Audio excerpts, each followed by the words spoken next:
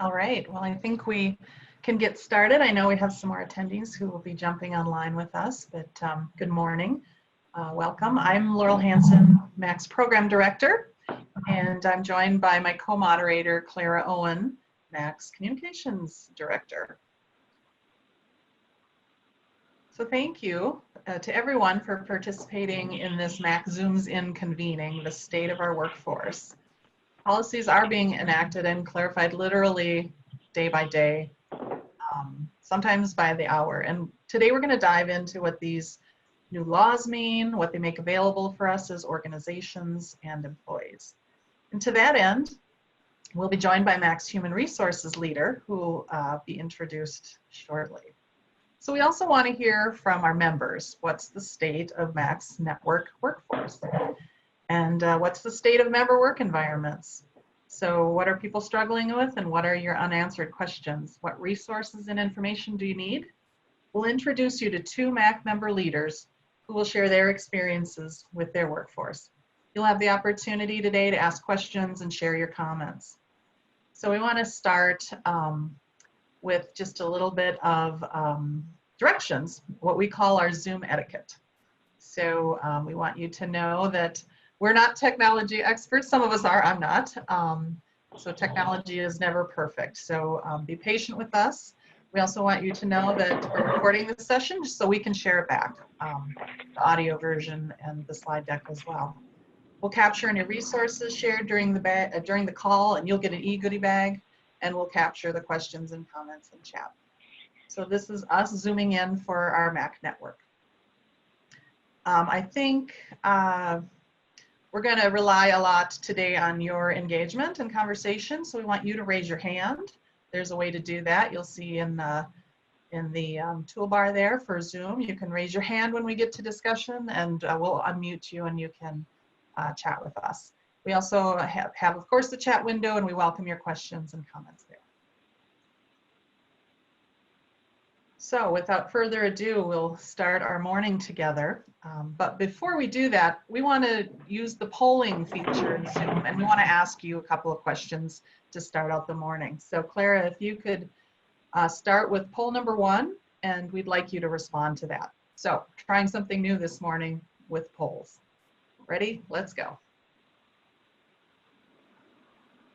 Okay, watch for a poll coming your way soon.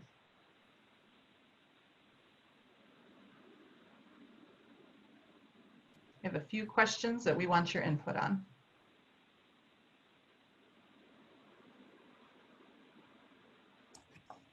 Let's see, it's launched, but it doesn't seem to be showing up for people. Let me see if I can just relaunch it. Okay, otherwise we can hit up the poll at the end of the session too. All right. And welcome to all the new attendees who have come on since we said good morning. There's a poll. We've got a remote work poll. So if you would take a minute to respond to the poll, what percentage of your staff is working remotely? And we'll share the results of these polls after the event.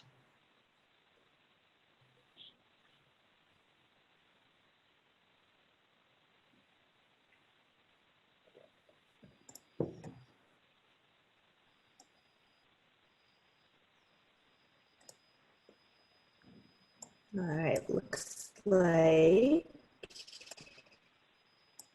most everybody's results are in. So I'm going to go ahead and close the poll. All right. So get your results in your last vote in the last 2 seconds here. Okay.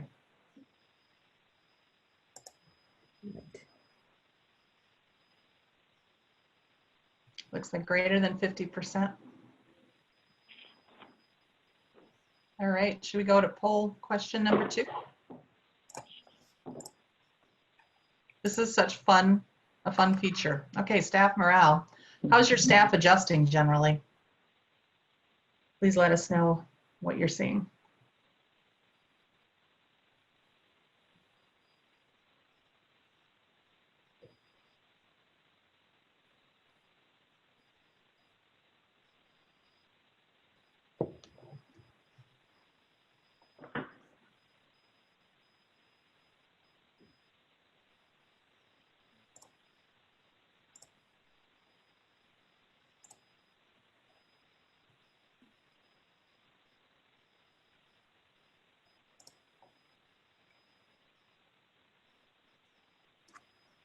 Okay.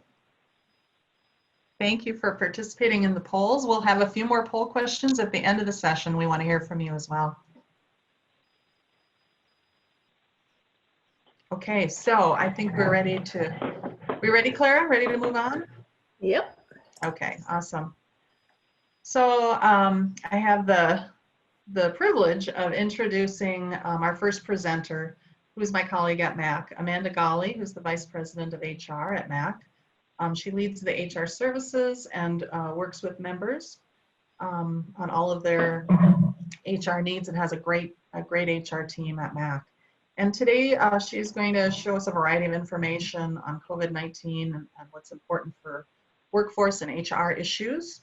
Amanda's going to share her information, and I think what we'll do is we'd like you through her presentation. If you have questions, please do share them in the chat, and then when she's completed her presentation, hopefully we'll have time to address those questions now, and if a few questions come up that we can't address immediately, we can follow up with you on those as well. So use that chat window to share your comments and to add your questions for Amanda.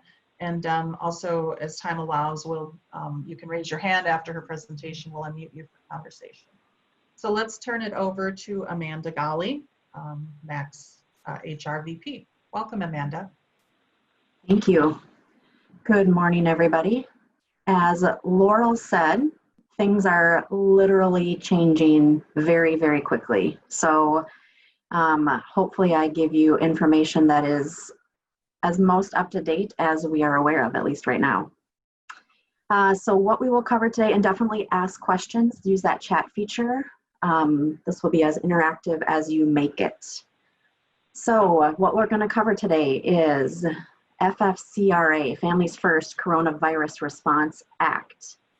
And within there is emergency paid sick leave, EPSL, or if you're a MACC HR member, we are calling that ESL, emergency sick leave.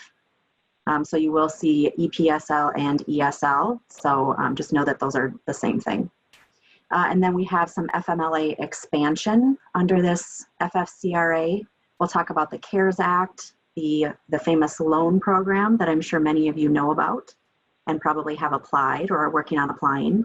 There's some retirement plan provisions that are changing, and then some things to take into consideration for unemployment as we move through this.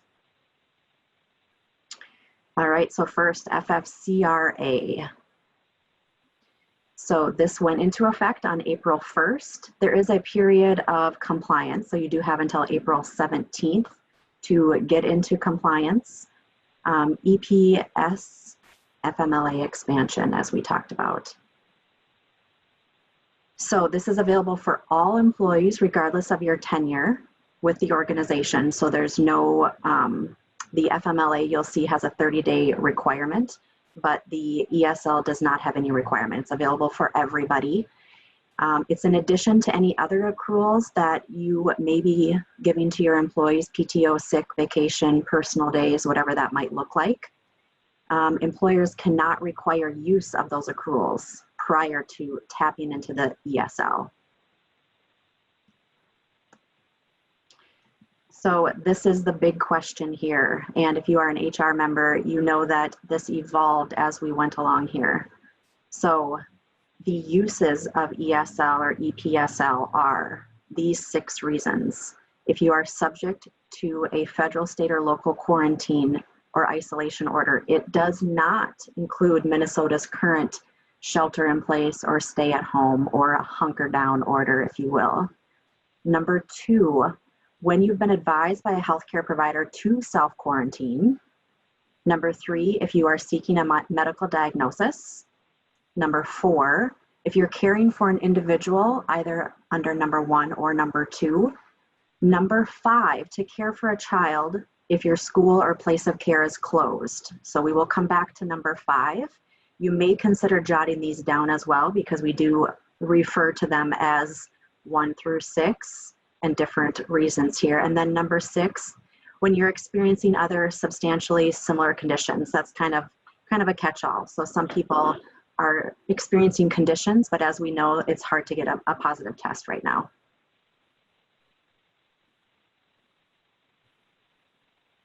the duration and the pay restrictions or pay allowances for the EPSL.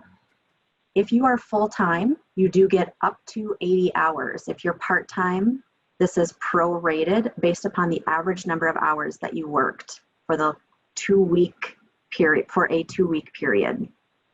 It can be taken intermittently if it's for childcare, which is number 5. It can be taken intermittently if you have an illness, but only if you're working remotely. So that was another question that kind of evolved over the course of the last couple of weeks. Can somebody take it intermittently? So if you're caring for your child because school is closed or you need to be teaching them from home, you can take ESL intermittently.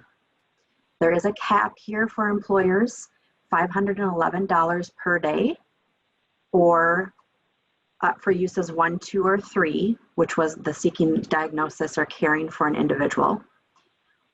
For number 4, 5, and 6, which remember number 6 was the catch-all, 5 is the children, and 4 is if you're caring for somebody. You have a cap of $200 per day or 2/3 of regular pay. So big takeaways here are up to 80 hours, which can be taken intermittently, and 2/3 of your ESL pay if you're caring for a child. That's typically the reasons that we're seeing within our organizations.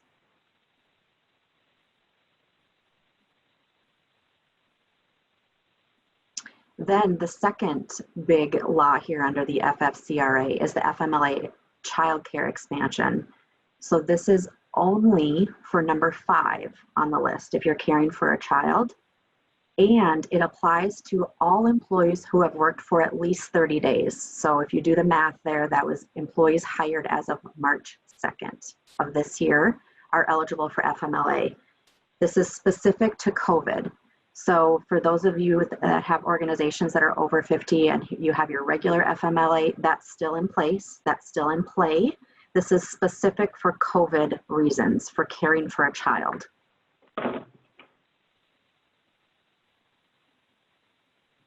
You also don't have to meet that hour requirement that's on a regular FMLA, non-COVID related reasons. So this expansion is you get no pay for the first 10 days. However, you can use that ESL. So that first law that we talked about, you can use that for your first 10 days. After the 10 days, you get up to 10 weeks with a cap of $200 per day or 2/3 of your regular pay. Again, you can use this intermittently. We are seeing some employers that might be using that child care for 2/3 of the day, but maybe they're working that other third. Or again, you can be using, once your ESL is used up, you can use your other accruals. But the requirement here is that you allow employees to use that ESL first. And FMLA goes into play after that first 10 days. And then similar to the FMLA for non-COVID reasons, you do need to restore that job upon return. Some additional considerations here as we're dealing with this unprecedented time is employers that we're working with are considering expanding their current leave options. So we have some organizations that are adding a donation policy specific for COVID related reasons, similar to those reasons of 1 through 6. Expanding the use of sick accruals. Oftentimes sick can only be used if somebody is sick or injured, but maybe considering expanding those, becoming more lenient during this time. Also maybe changing the order in which you currently require, but figuring out what those policies are and what makes sense for your employees and the times that we're in. Also, another consideration, there are medical providers who are offering a special enrollment period for employees. MNsure also is offering a special enrollment. Maybe you have employees who have previously waived at open enrollment, but now are considering needing insurance. Also, we are hearing from medical providers that if you furlough employees under your regular eligibility for medical, that they are allowing people to come onto the medical during this time. So things to consider, definitely talk to your provider or your broker about those things. Then we have the CARES Act, Coronavirus Aid, Relief, and Economic Security, which was signed very recently. Last week, I'm sure many of you saw the scurry that everybody was going into with this PPL, Paycheck Protection Loan Program. There is $350 billion of SBA loans available. The CARES Act also had a retirement plan provisions that changed that we will be talking about as well. As we know, nonprofits are eligible. The maximum loan available is 2.5 times your 2019 average monthly payroll, which is capped for $100,000 per employee. This is a forgivable loan as long as you meet the requirements, but if you don't, you do have 6 to 12 months to repay that loan. Things that are forgivable: payroll, benefits, tax payments, lease payments. I would venture to say that many of you are probably aware of this loan program. Forgivable features: take the average number of employees 8 weeks after your loan is issued. And you are going to compare that as your baseline to either February through June average headcount last year or January through February of this year.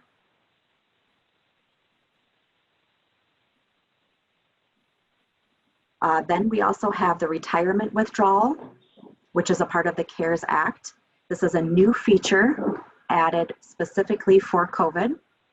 It's a hardship withdrawal that you might not currently have in your retirement plan, but you are available to add it now.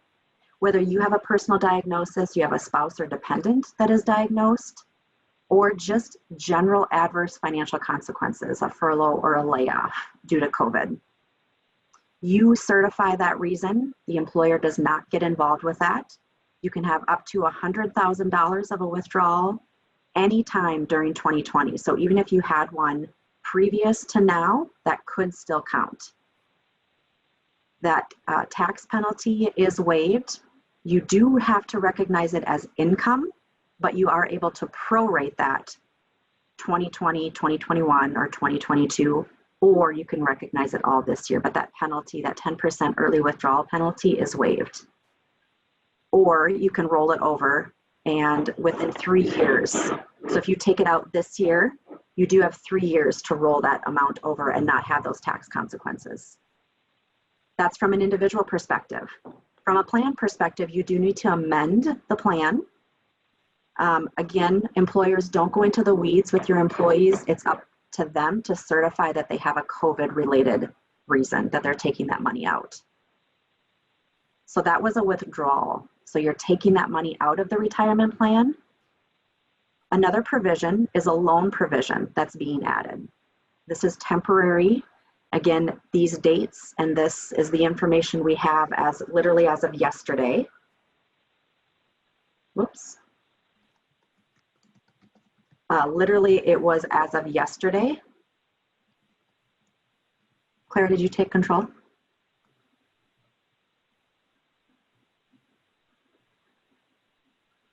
You should still have control. I was just on another screen.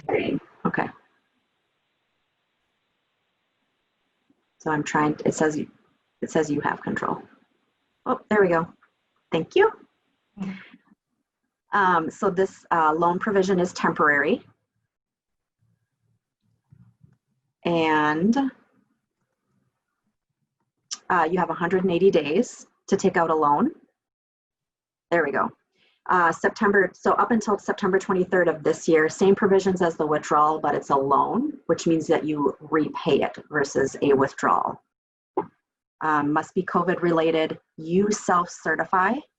So again, employers don't get into the weeds here. Ultimately, know that there are reasons that your employees have access to that money that they wouldn't otherwise have. Then unemployment is another part of this pandemic or this crisis that we're going through currently. So the SBA loan, the PPL program, you do need to maintain staff levels, but some of the HR members that we're talking to are trying to figure out in the meantime until they get that loan, what are they doing with staff and what does that look like? So you do have the opportunity to furlough or lay off. It doesn't matter which one, employees do have access to unemployment. Furlough, for those of you that don't know, it's unpaid time off. You can have a full furlough, which is a full reduction, or you can have a partial. Exempt versus non-exempt employees, employers, managers, just make sure that you're thinking about that and having conversations with your HR department. Typically during a furlough, you are maintaining employer-sponsored benefits versus a layoff. Typically, the employer-sponsored benefits are not maintained, which means that it's a COBRA event. A layoff, typically you're expecting everybody to be called back and it's just temporary. Things to consider: make sure that you document the reasons that you're offering or that you're laying somebody off or maybe furloughing somebody. You do need to offer unemployment as part of that separation. That's part of the communication. Be sure to consult your handbook, know your FLSA, talk through your exempt versus your non-exempt reasons. Set the expectation for those employees with your managers and your employees during that period. Develop a plan, communicate, and document. Those are the two most important things. And also be cognizant that your claim experience could affect future rates, especially if you are with UST. Employee considerations: there is a quicker response right now for unemployment benefits. The wait period of 1 week is being waived, and as many of you probably heard yesterday and our employees heard, that there is a $600 per week addition coming through the federal government. This is not prorated based upon if you're a part-time employee or a flexible employee. Maybe that's going to change, but word did come out just this morning. I saw that they are going back to March 29th and issuing that $600 payment. And you can be on unemployment for COVID-related reasons up to 4 months. All right, that was a ton of information in a short period of time, and I am just a couple minutes over. So go ahead and submit those questions, and good luck. I'll turn it back over to Laurel. Yeah, thanks, Amanda. I have a question from Jill at Emerge. Can you share with us again what the difference is between a furlough and a layoff? Yes, a furlough is typically a period, it's a set period of time. And right now you may or may not know that. You can always extend it. And typically a furlough is you keep employees on the employer-sponsored benefit versus a layoff. It's typically a change in the workflow. So right now there might not be work to do, so you might lay somebody off. And typically employer-sponsored benefits are not kept, but again, that's flexible. Okay. And so attendees today, there's about 30 of you. We'd love to hear from you. What's going on at your organizations? Raise your hand. There's the raise hand function in Zoom, and we'll unmute you and you can share your comment or ask a question. If you don't want to talk, but you have a comment or a question to share about what's going on in your organization, questions for Amanda, please use the chat window. Amanda, while we're waiting for these questions and comments to come in, you work with a group of MACC members with HR services. What do you want to share a little bit about what the last couple of weeks have been like for you and the organizations that you serve? It has been a bit of a roller coaster. So, and again, things are literally changing, Laurel, as you said, every day, sometimes by the hour. So you think you might know something, and then the next day you come into work and you realize that that has changed. So it has been, and I see some members that are on here, some HR members that are on here. Everybody is just trying to navigate through all of this. And we're doing the best we can with the information we have available when we make those decisions. Absolutely. And we're doing the best we can. Mm-hmm. Are there certain aspects of all of this new information that's causing people the most difficulties, hurdles, and challenges? So right now, a lot of the HR members and finance members through MACC applied for this loan. So right now, we're waiting for this loan to come through and making decisions on whether to furlough, whether to lay off, whether to maintain staff levels, and trying to navigate unemployment and what the rates mean for the future. And all of those things play on each other, and you're trying to make the best decisions for the employees as well as the organization. So trying to balance. Sure. And are there things that you're keeping an eye on down the road, or is it all just sort of the Wild West in terms of what's coming next? That's a trick question. No. We're taking it one day at a time, I would say. Yeah. Yep. So other questions from other organizations for Amanda? She shared a lot of information. You can raise your hand or put your question or comment in chat. We'd love to hear in this regard how these things are going at your organizations as well. Yep. Laura, it looks like we've got a question in the Q&A. There it is. Thank you. All right. Angela says, employers have until April 17th to be compliant with FFCRA. What does in compliance look like? What does it mean? Thank you, Angela. Excellent question. Yes, Angela, thank you. For example, there's a notice that needs to go out to employees. So you have a period in which you can get in compliance. So you can send the notices out, notify employees that they can use the EPSL, send them that flyer, get your policies up to date, send out the policies, those types of things. Hopefully that makes sense, Angela. And in the last minute or two with you, do you have any words of advice for leaders in MACC organizations and leaders of the organization, leaders and with HR? I'm sorry, Laura, one more time. Any words of advice for our MACC leaders as you wrap up today? I would say know that you're not alone. We are all going through this together, and use your networks, use your resources, and ask questions and do the best that you can. Well, it is great to be part of a network and to be able to share expertise. And we thank you greatly for your taking the time, not just to meet with us today, but to stay on top of all of this information and to put it together. Oh, we got one more question, if you have another minute. Number 1 says, stay at home does not count, but is anyone using number 6 to offset that?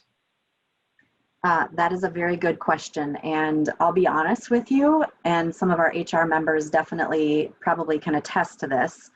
At first, we definitely did think that that was kind of that number 6 was kind of a catch-all, and that the in-shelter did apply.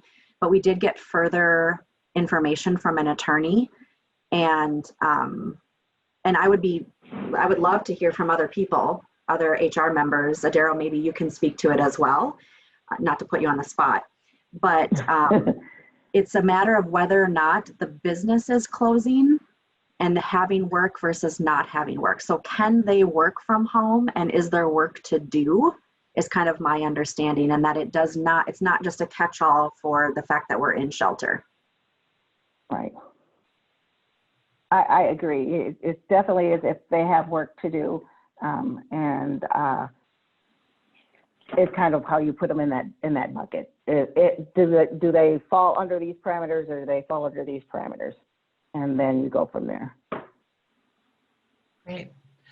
Well, thank you, Amanda, again for your time. And I know we're going to share your presentation afterwards in the e-goodie bag email, so folks can get all the details that they need to follow up with. And of course, you know where to find Amanda at MACC's network remote office for the time being. So thank you again, Amanda. We appreciate it very much. Thanks. All right, so now we're lucky to be able to have a couple of member leaders on with us today. So we're going to move on to our conversation with Linda Bryant, who's the Executive Director of Hope for Youth, and Daryl Cobb, who's the Director of HR and Operations at Keystone Community Service. Now these leaders have been busy like all of you, morning, noon, and night.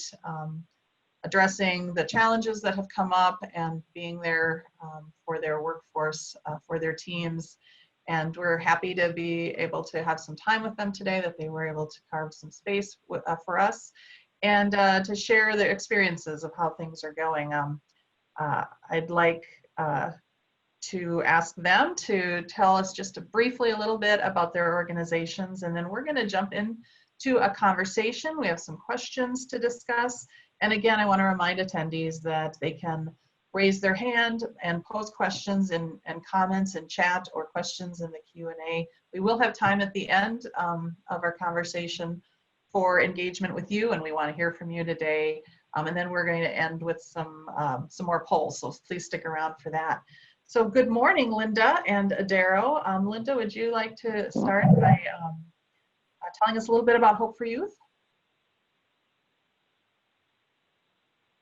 Linda? There you are. She's on mute. There we go. Can you unmute? Awesome. Good morning, Linda. Good morning. Hope everyone's doing fine, but I'm the new executive director at Hope for Youth. Was only in my position for about 6 weeks until all of this happened. And so we're a nonprofit organization located in Anoka and Columbia Heights, and we provide drop-in shelter services, street advocacy. We have transitional housing. As a homeless youth organization, and a large group of volunteers that volunteer their time to help us organize and run the organization. So there's about 21 employees of that organization, and so we're kind of adapting to this change that's happening. Sure. Thank you. Good morning. And Adaro, can you tell us a little bit about Keystone? Absolutely. So Keystone, we have many components. Keystone is a human services, obviously. We have case managers, and we deal with the seniors, where we have the Meals on Wheels, food shelves, which is to everyone in the public. We also have a youth component, which is after school programs, tutor programs. We have a technology center. So we go across the board. We have about 85 employees. We also are heavily on volunteer. Part of it, it takes the volunteers as well to help us run. And we're essentially located in St. Paul, but we expand out around the parameters of St. Paul are the people that we serve. I think the East Metro, I believe, is and really our biggest part right now is the food shelf, maintaining and keeping that moving. Sure. Excellent. Thank you. All right, well, we'll jump right in. Linda, I have a question for you. And certainly, again, attendees were interested in your comments to these questions as well, so use the chat room. So Linda, how is the workforce at your organization different today since the COVID crisis started? Well, for me, being new in my role and just learning a lot about the organization during my first 6 weeks there, I would just say for myself as the new executive director, these past 3 to 4 weeks has been, has enhanced my learning experience. I think I learned a lot more now in this last 3 to 4 weeks than I did in my first 6 weeks of the organization, to be honest. Because when you're having to work remotely, you're learning to deal with people and introduce yourself to people and ask questions in a different way and in a different manner. I would say one of the significant changes that took place with this organization was the ability to ensure that all the staff could work remotely. A lot of the staff did not have laptops. We had a lot of desktop systems, and quickly having to pivot within a week was a big task during that time. So I'm talking about during a time where 2 key directors were on vacation all during that week, and also having 2 director positions open and not filled. So being able to unmask a team of staff that would be kind of responding to crisis and crisis mode, and allowing another group of staff to keep our work as an organization moving forward was key and important, as in today. I would say another aspect of this was teaching and ensuring staff knew how to use technology-based tools like Teams and platforms that they may not have been used to using or working with in the past so that we are able to continue to communicate across the board was important. And then being clear about individuals' goals and objectives and things that they were to accomplish was, it wasn't different, but it was more so and about how to manage that as staff of the organization. And then I would say most importantly, how it's different today is about how we look at the work that our staff is doing. Someone brought to my attention that we don't have staff working from home. We have staff now working at home. And that means that we have kids at home. We have staff that have family responsibilities. And so it's about ensuring that our staff continue to be motivated and their morale is kept up, as well as acknowledging that we are all in this together. We are all dealing with the same situations and problems together. So it's not like one sector of a population dealing with the issue. The whole entire country and world is dealing with this issue, and that we'll get through it together as we continue to function and work as a team. And that know that as an organization and as an organization leader, that I recognize that we have to have patience. We have to give people the opportunity to learn some new skills and provide some different ways to train them at that so people can continue to do their job. And I would say the number one thing that kept me up during that first week, and that first week felt like 30 days. I don't know about you guys, but it did feel like 30 days because there was so much that had to be done. 7 days before that Monday when we knew that things were changing. And because of that, we really had to look at how do we continue to get the staff and the team to work together and to stay in connection with each other and to also stay engaged while we as a organization that has to provide homeless services to homeless youth, we still had to work. We still have services that we have to deliver. And it wasn't even, it's not an option. What the option is how we would deliver those services moving forward. Patience and learning indeed. And boy, that really strikes home though. We still have to work. There's definitely a rising up that needs to occur in this reality. Thank you. Adara, I have a question for you. What steps have you proactively taken to address workforce challenges at Keystone?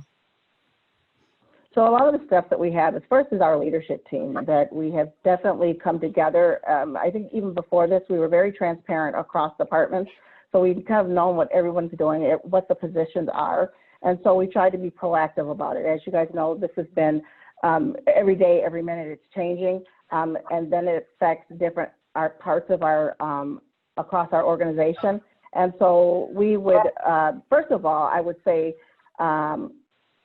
what we've done to address the workforce challenges is definitely first look at the employees and first let them know that we're here for them, you know, caring for them, we're providing extra protection for them so that they know that we are here for them first.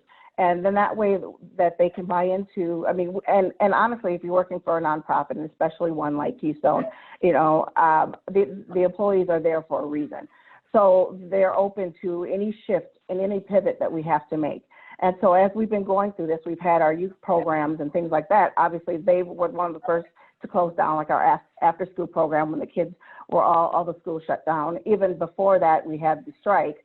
So we kind of had a week before that where they would go on strike. And so what we kind of did was started reallocating our resources and putting employees in different parts of the organization. Now, they all knew what Keystone did across the board, but it also gave an opportunity for some employees to work in other areas.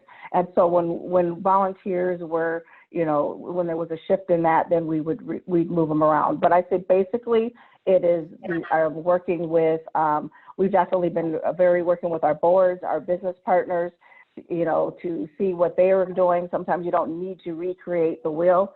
It's communicating with everyone. We're all going through this. And so how we're dealing with the workforce challenges is really, you staying in communication and doing what's best for the employees and still being able to provide the services that we need to. And, trying to stay ahead of it as much as possible, facing it. We talk to each other pretty much daily, whether we're talking on supervisor level, leadership level, meetings, really trying to say, okay, we're trying to stay ahead of with the employees, but I will tell you that employees will also tell you what they need to. And within that parameters, we can see how we can make some shifts. So I would just say the workforce challenge, is really just staying ahead of it. And, yes, we've all put in a lot of long hours. We're all, shifting right away. Once we dealt with the kids, the strike, we were already in that mode.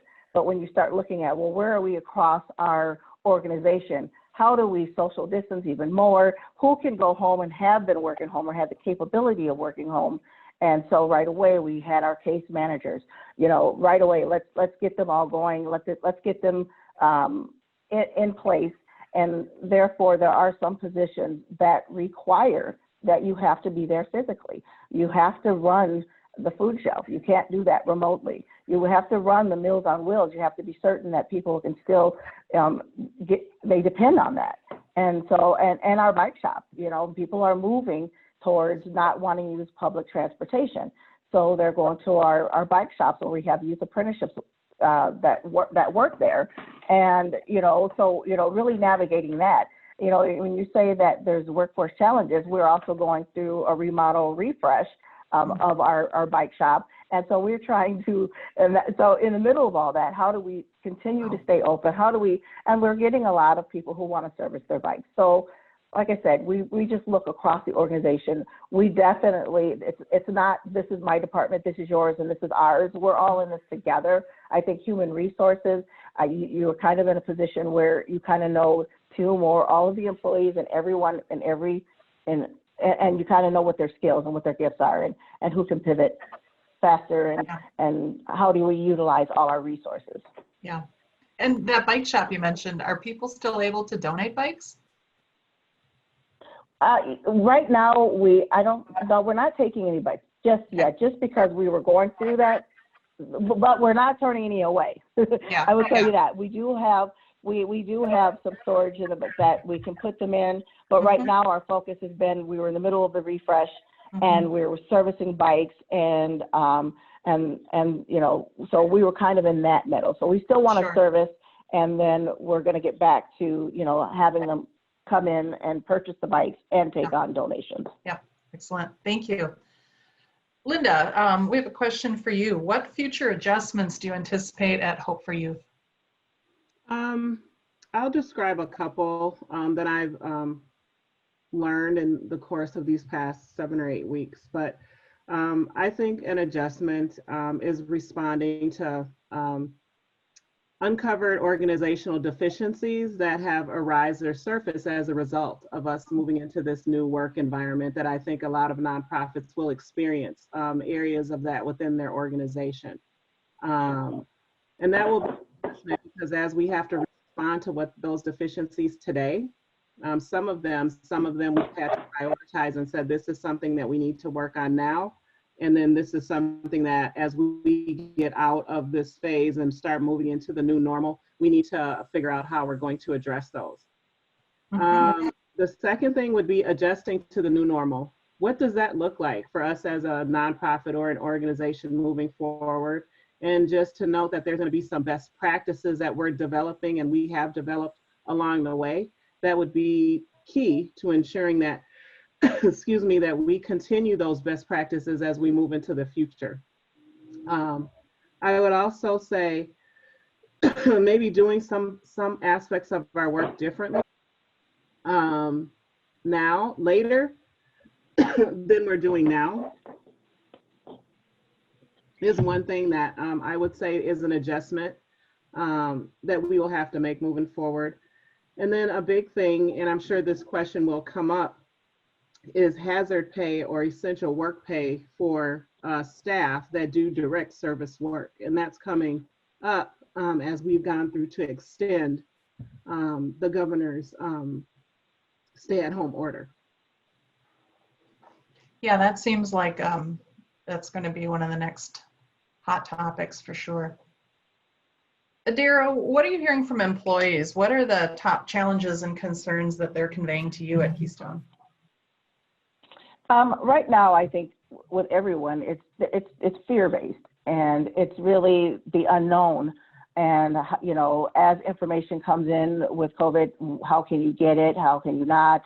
You know, so people are really present-minded about the social distancing, and so are we, to make sure that you know, they're 6 feet apart. You know, especially when you're working in the food shelves. You know, I think that right now is where our hot spot is in our food shelves.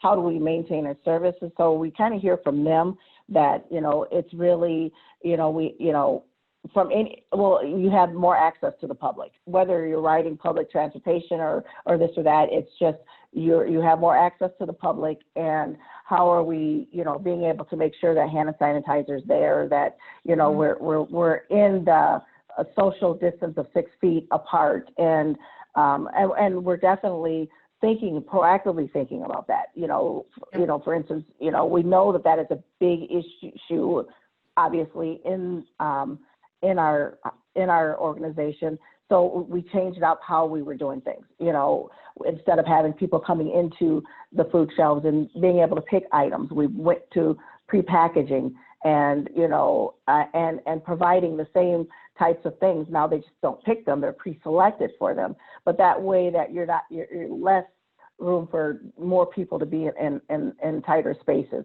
So I think really that's really what it's about. You know, it's fear-based. I mean, honestly, you know, we hear a lot from, you know, we have some employees that are pregnant, and, you know, you know, that is a fear. And, you know, you take a look at that and say, well, where does that fall? You know, under what category is it falling under? That, you know, if you don't have, you know, it's not necessarily because you're pregnant, it's not a disability unless you have, you know, preeclampsia or some kind of other thing that your doctor writes a note on. And so how do you shift and really work with our employees? And we listen to what their fear is. If they really say, I'm not comfortable working with public, you know, I feel like, you know, if you have a position that is essential being, you have to be physically present. You know, we are working with individuals. Okay, then, you know, if you want to, there's still work that has to be done. We have to continue. And so it's really seeing if we can modify what they're doing, shift people around, move people around. Different people are stepping up, you know, others, you know, are, you know, and everyone's worried about their health. Everyone is worried about what they can bring home. And so really it is just, it's all fear-based. We try to communicate. We try to provide the tools and the things like they can. I mean, high and low for sanitizer. That was a big, huge thing. And do whatever you said. I ran many times to Bath and Body when there was absolutely nothing to you know, where they had their limits, and it may have a scent, but I wanted to make sure that when they were walking remotely, when our Meals and Wills individuals were going and delivering packages, you know, they were having the fear of they didn't have the sanitizer, they didn't have this. I did whatever it took, and as an organization, we did whatever it took to get those items so that they still stayed. Let me ask you about that. Have you since been able to secure the materials you need, like hand sanitizer, or are you still in a deficit situation? Well, fortunately for us, I mean, we are getting it. It is definitely trickling in. You know, right when it first started, it was tough. Definitely, we looked in. Fortunately, we had some that was in the basement that we had extra of, that was really liquid and had a container where you had to kind of, you walk past and, you know, push. However, we've had some donations that was given to us, but right away, you know, our office manager, I had her looking high and low, and we were ordering jugs and gallons like 3 or 4 weeks ago. They just came this week, but I said, get it, you know, it's going to be in tiers, you know, so order it now, and then it will be here 4 weeks, and when we run out of that, it'll be in 4 weeks. And so, yeah, thank you. And then I want to, you know, encourage others who are on the call today, if there are materials that you really are struggling to secure for your organizations, like hand sanitizer, we're interested to hear that. And we often can help connect with some availability. I can't promise anything, but in particular hand sanitizer, certainly we'd like to know if you're struggling at all to find supplies of that. Linda, I'd like to ask you one more question, and then we're going to take some questions from the audience that have come in for you. Linda, the question that I want to leave it with you is, what are the greatest leadership challenges that you have been experiencing, and how have you addressed them?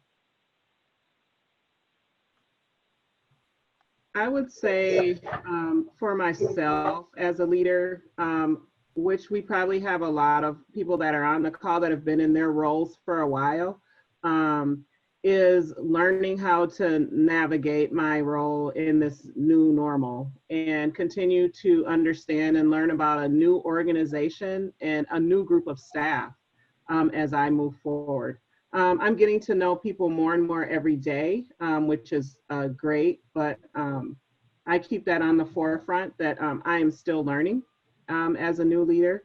Secondly, funding, future funding, current funding, that is always going to be in the forefront in terms of a challenge, and not knowing how long we're going to be in this state of COVID right now is a challenge as a leader. And then I would say ensuring that I have staff that feel supported, that have a safe work environment, and that we have participants that who need services can continue to be served. Thank you. I have a question from the audience for both of you, for both Linda and Adaro. Linda, you can jump in first if you have an answer to this. Are you finding that your policies for hourly employees are flexing a bit due to what we have termed COVID brain? When you say flexing a bit, what we had to do was redeploy staff within the organization to provide coverage in certain areas that were became uncovered by volunteers. We had 260 volunteers helping us to run this organization, and all within 1 week we lost probably 90 to 95% of those volunteers. So we're a small organization, so we were able to redeploy staff into other roles. Sure, thank you. How about you, Adaro? Any? Oh, go ahead. No, go ahead, Vance. Yeah, well, how is that working? Oh, okay. Well, for our hourly, yes, we like she mentioned, we have moved them and shifted them into different areas of the organization. A lot of the positions, some of them can be remote and they can still do things there, because we've moved a lot of people out of the building. In certain buildings, others are able to come in and still continue to do what they need to do. So I haven't had a lot, especially with the part-time, outside of moving, some of them, like say some of the team tech individuals over to the food shelves and just rearranging some of those things. But we've just been flexible and flexing. Thank you. Thank you very much.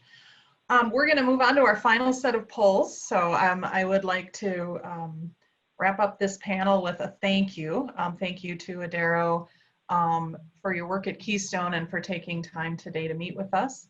And thank you to Linda as well, who not only is an executive director at Hope for Youth, but is also a very valued board member of the MACC.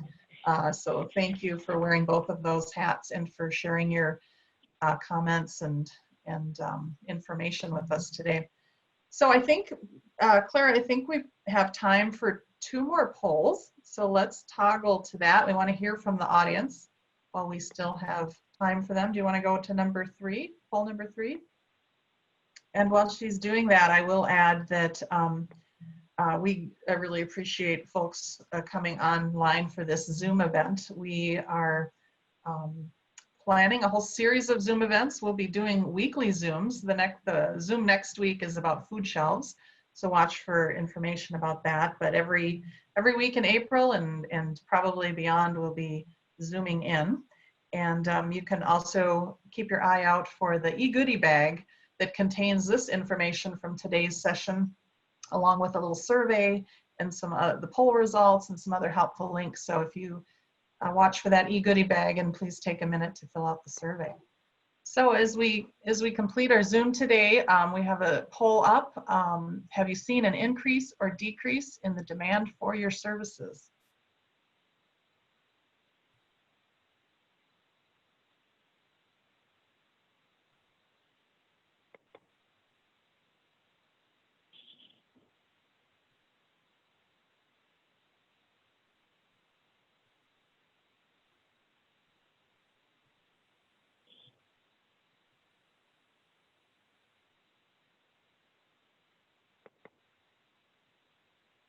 right, and time for one more poll.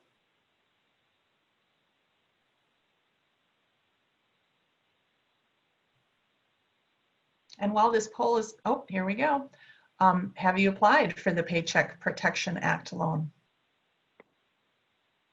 And while you're answering the final poll, I'll just take a minute to again thank our panelists, Amanda, Linda, Adero.